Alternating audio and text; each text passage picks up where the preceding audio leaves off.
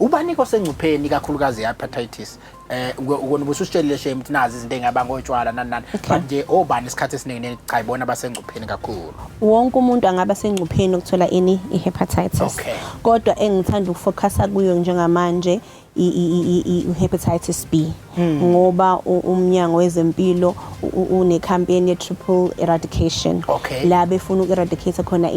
syphilis neHIV neHepatitis B.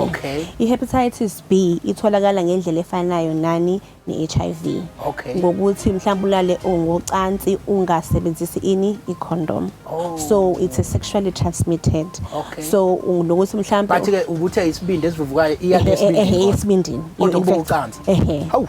so kwesisikhathi mhlawumbe unekhathi njenge-HIV nje uthinta igazi lomuntu onani one-hepatitis so uyangena enjani uyakuwena nomama futhi mayekhulelwe ne-hepatitis uyakhona ukuthi enze i-vertical transmission anikezele umntwana azalwe senani esene-hepatitis